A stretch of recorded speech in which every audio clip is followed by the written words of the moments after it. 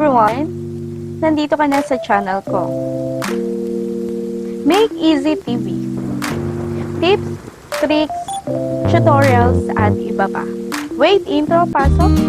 Please subscribe and please support each other. Please click the notification below.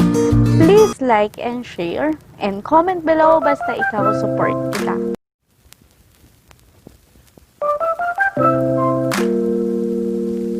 Itong application na gagamitin natin ay para makita ang mga message na binura ng ating ka-chat o ka-group chat. First step, click ang Play Store.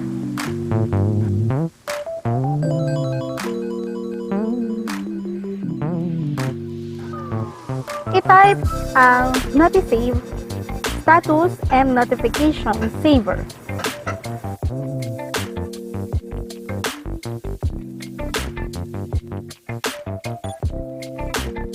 Click Install.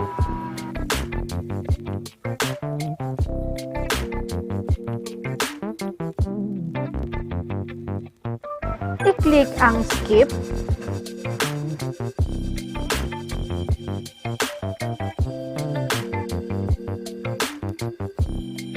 Click Open.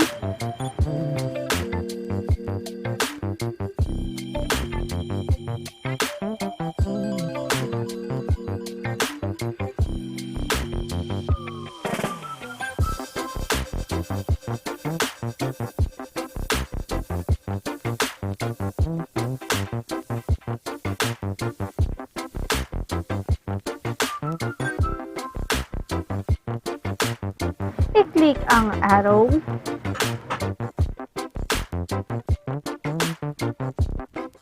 Click ang Allow.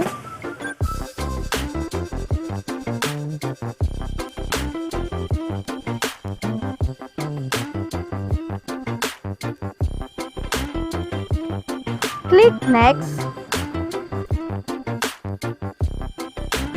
I-click ang Notisave.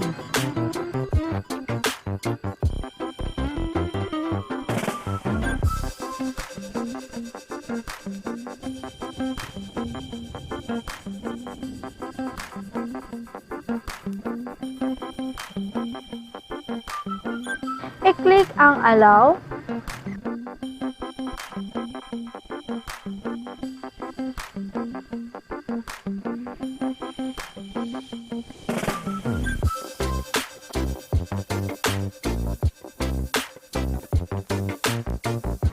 Click Next.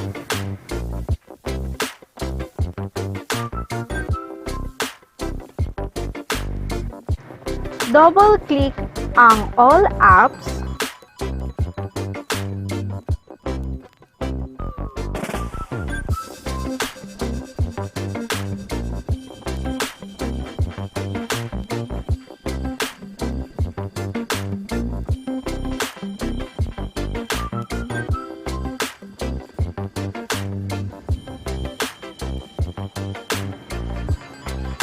C. Dapat ganito.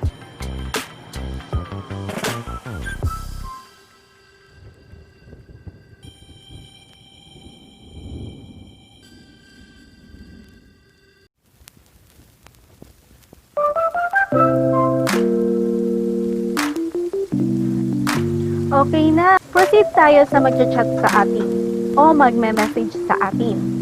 Ibang phone ang ating gagamitin. Testing time!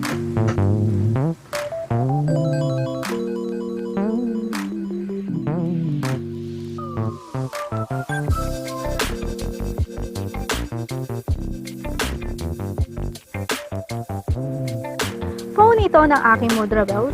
Ibig sabihin, messenger niya ang ating gagamitin upang ako ay ma-chat sa aking account. Message natin yung account ko gamit ang account ng aking Mudra Bells and then i-delete natin ito. Upang matest natin kung gagana o mag-work ba.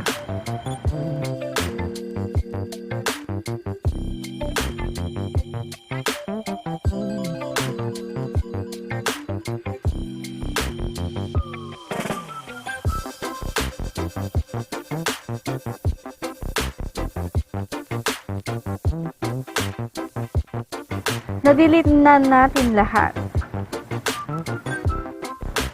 Ngayon, check natin kung mababasa pa rin natin ang dinidelete na message ng aking Moodle Bells.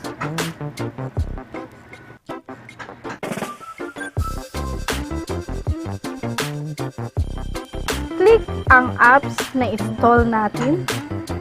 Notisave.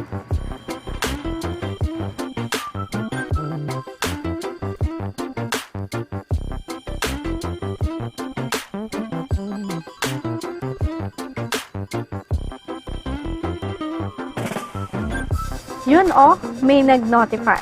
Check natin sa Messenger kung naka-remove ang message.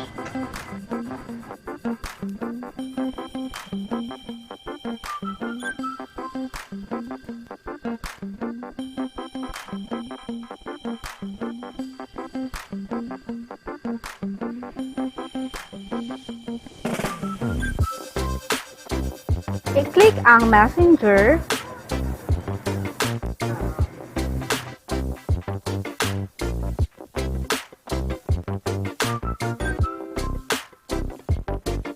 Makikita natin na naka-remove ang message sa atin ni Moodle Bells. Ibig sabihin, inalis niya na hindi na natin makikita o mababasa kanyang sinabi.